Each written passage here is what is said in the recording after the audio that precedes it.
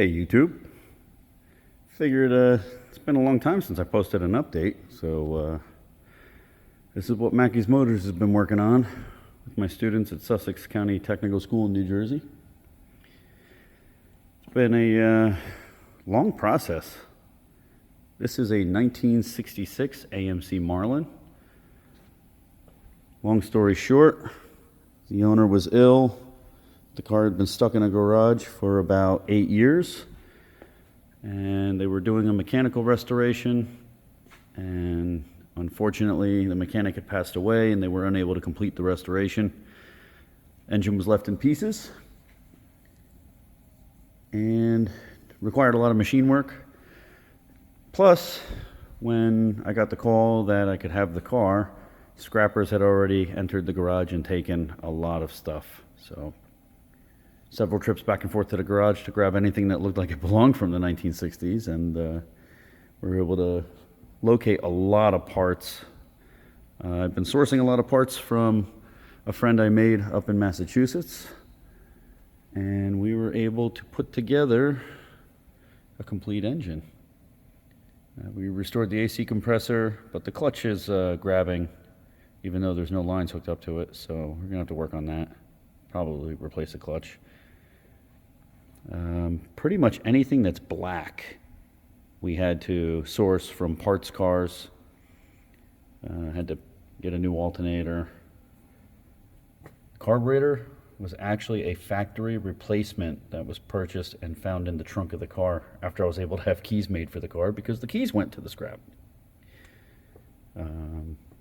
Voltage regulator had to replace. Blower motor, blower box, heater control valve. Unfortunately, on our first startup, we had a very large intake leak, and we traced it to the brake booster. So the brake booster was just shipped out today to get rebuilt. We handmade all the spark plug wires, rebuilt the distributor, rebuilt the entire engine. Radiator was an eBay find, direct fit. It's actually wider, so I can't run the fan clutch. So yeah, there's that. I do have another piece of sheet metal here that goes around the radiator, but unfortunately we got some brake fluid on it, so we got to sand it down again and repaint it. But barring any other vacuum leaks, she runs pretty darn good.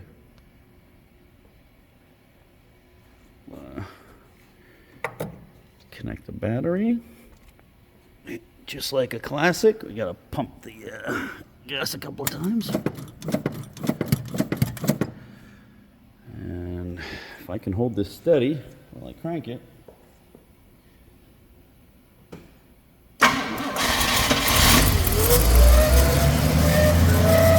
Right away you can hear that clutch.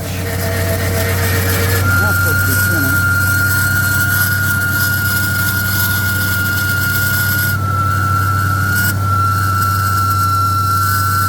We'll fix that.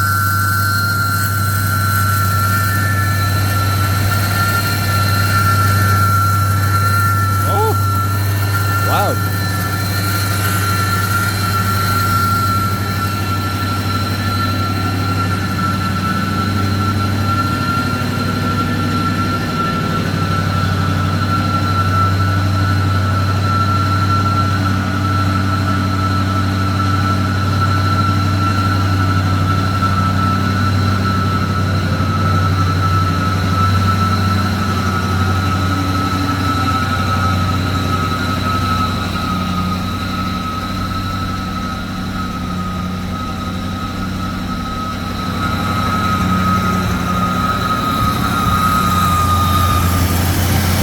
And it goes away.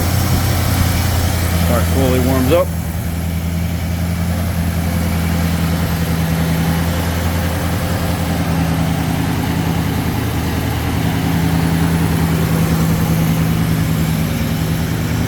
Car's got cool lines.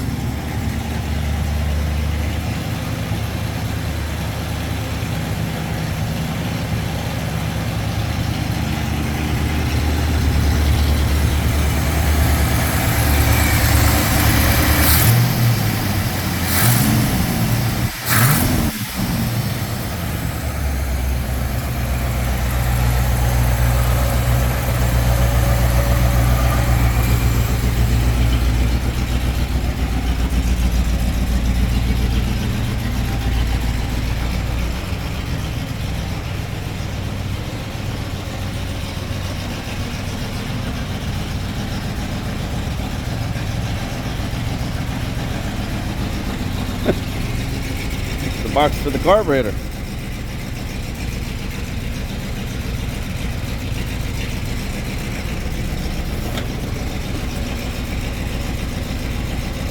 Power steering rebuild's getting there.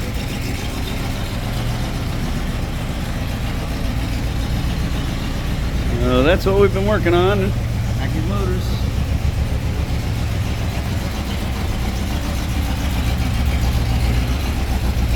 Got almost everything working. The horn doesn't work yet.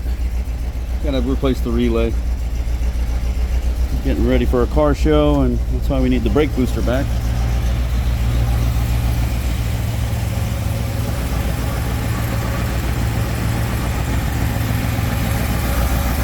Still messing with the timing a little bit and a little bit with the fuel.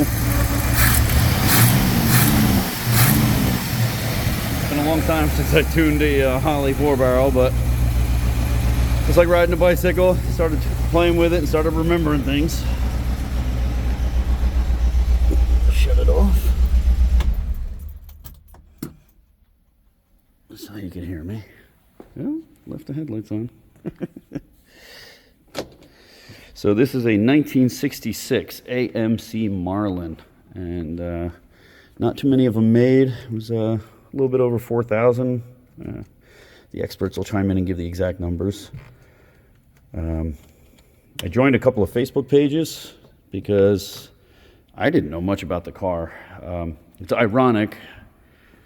This is the only Marlin I've ever seen in my life, and I saw it back in 2002 with, at the time, it was my girlfriend. I took her to a car show, and this was there, and I didn't know what it was back then. And sure enough, eventually became mine. And I mean, they're so uncommon. It's such a unique car. A lot of people said it was ugly. It kind of grew on me.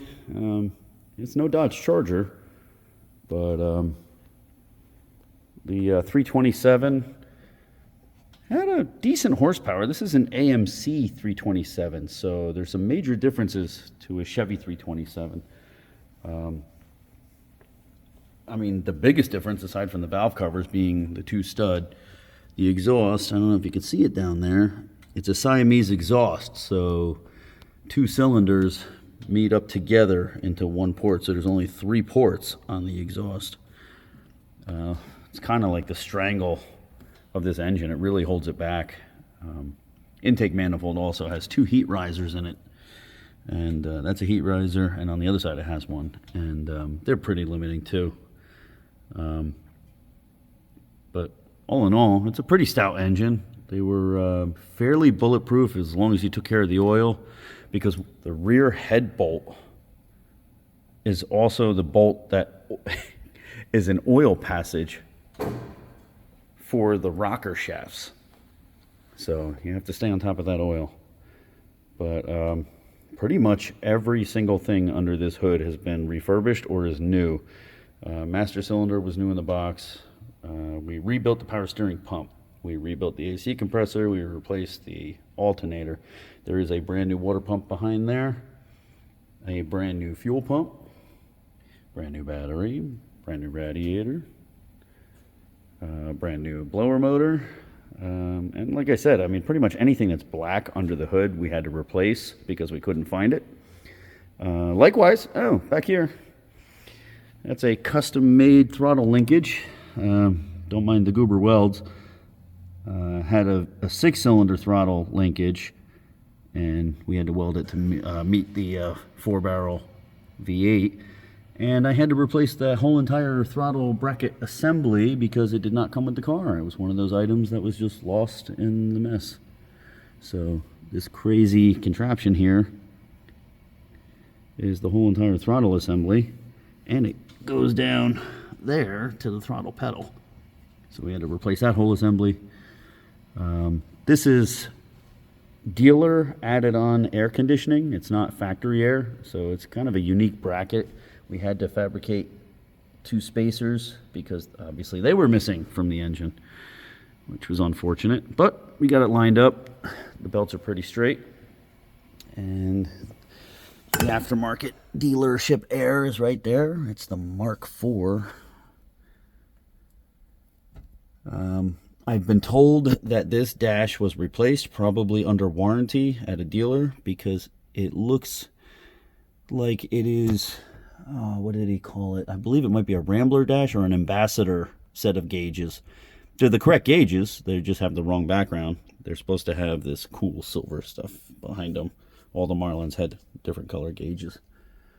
The headliner is toast. That's another thing I'm going to have to tinker with, and a couple of minor repairs. That is the only damage on the seat, and the armrest has a couple of cuts in it.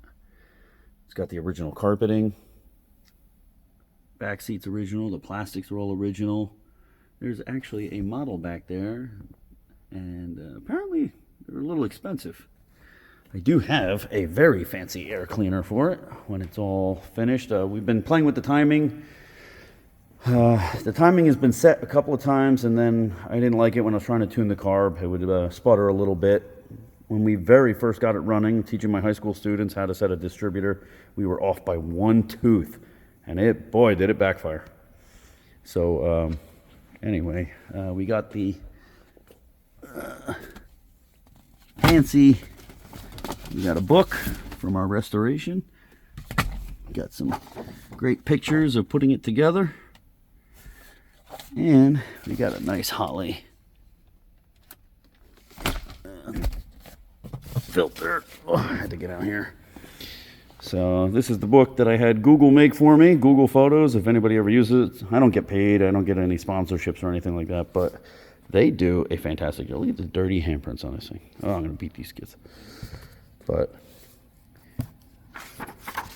it was the day I brought it to the school and hosed it off, my daughter. And just to show you the condition, that was the engine bay. There was nothing there but a block of wood holding up the trans with a bolt in it. So it was quite the process. The original engine block, there was the hole in it. And there were the pieces of the engine block, and then the spare engine that he purchased that needed to be fully machined. It had a very bad ridge on all the ring landings. So it was tough. Trying to track down parts, there's the original heads. Those are the heads that are on the engine now. They were completely machined. I'm going to do a little plug to my machinists. They are P&W Machining out of Whippany, New Jersey, right off of Jefferson Road. Just phenomenal guys. They're very familiar with the old stuff. Phenomenal prices. I'm a teacher, so I'm not made of money, and they hooked me up like you wouldn't believe. They were very receptive to a payment plan. We did little things at a time. When they machined the heads and the heads were done, I was able to pay for those first. New valves, new springs, new seats, cleaned up all the ports. They didn't machine it or port it, but they did clean it all up and get any material out. They had to slightly deck the heads, which I was nervous about because of the cast iron intake manifold and the cast iron water crossover, but everything lined up when we put it in. So I got no leaks there. So P&W Machining out of Whippany, they were just phenomenal. The engine is 30 overbore. The crank they polished, we were able to keep that standard. The cam they had to regrind, they had to weld it and regrind it. All told, with all of the parts, all of the machining, the ignition, tracking down a distributor because my original distributor broke, we're about $5,000 into this engine. It's a lot, but that is everything. Every gasket, spark plug, sensors. I was missing all the sensors from the engine. Tracking down all the little odds and ends, making our own fuel lines, making our own vacuum lines. That is a custom hand-bent vacuum line. The fittings, there was absolutely no fittings, so we had to get fittings. So stainless hardware for the valve covers and for the carburetor and stuff. Again, $5,000 seems like a lot now, but over the span of a year, it wasn't too bad. It didn't sting too bad. I mean, the radiator wasn't too cheap, but neither was that battery. It was an expensive battery. But the students completely redid the wiring harness. We made any wiring repairs we had to, grounds. There's the original wiring harness. It was just thrown on the floor in the car. So, give you an idea. I mean, there was a A lot of work went into this thing. We couldn't find the grill, we couldn't find the headlights, we couldn't find the headlight bezels. I had the original radiator, which was the cause of the engine failure. The radiator leaked, and the owner kept putting water in it. And yeah, that's not bad when October drops down to 10 degrees, and he cracked the engine block. That's what the engine bay used to look like. Acid had stripped away the paint, and it started a little surface rust. Motor mounts were dry rotted. That was the original hood pad. It was just all destroyed. We ended up getting this stuff. There was just headlight bulbs and rings. There was no way to mount them. Original air cleaner with one hubcap and the wrong fuel pump there. That was the parts I found in a bucket. We were able to grab those. The antenna was destroyed, along with a big hole in the fender. And we got right to work. I mean, we tracked down as much as we could. When we got keys to the trunk, we found an engine gasket set, the steering wheel and the whole column, the carburetor, the water pump. That was a pretty big deal because all that stuff was missing. There was the carburetor in its plastic wrap. Set of valve covers. They were pretty badly pitted.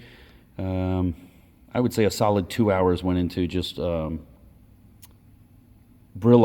Brillo is my hero, and then we polished them with some Blue Magic, or Blue Devil, whatever the stuff is called. Sandblasted everything. We sandblasted the intakes, the front cover. There was horrible pitting in this one. We had to use a different one, which was a spare that was lying in the parts in the shop, which we were able to find, thank God. The students doing the brake, when we installed the brake booster, we didn't know it was leaking at the time. Power steering gearbox we rebuilt. No more leaks. It is bone dry down there. There were no brake lines in the entire car, except for the one main brake line that goes behind the car. There was the engine when it came back from the machine shop, with the heads, new rocker shafts, crank, everything. Heads were gorgeous. New timing gears, and there's a load of pictures of my students putting the engine together. It was a heck of a project. They did every single step. We plastic gauged it. They gapped the rings. I mean, you name it, we did it. Oil filter housing, we had to clean up, restore, new gaskets, clean the threads. So it was a heck of a project. And like I said, it took about a year. And really, I mean, it comes down to money. You know, every time we take a step forward, it was, oh, well, we're missing this. We have to find this. And searching Facebook, calling my friend up in Massachusetts. By the way, his name is Phil. And Phil, shout out to you. You are amazing, man. I mean, he hooked us up. And then we got the painting. There's the water crossover and thermostat housing, which was a nightmare because the thermostat housing isn't perfectly flush on the top. And, oh my God, it sits right here and goes across the top of the engine and plugs into the top of the water pump. That leaked on us. We had to get that fixed up. That's the engine bay before the paint. I had a very, very close friend of mine come to the shop. Oh, we found the battery tray from Phil. Sanded it, filled in some holes, and painted it. Starter, same thing.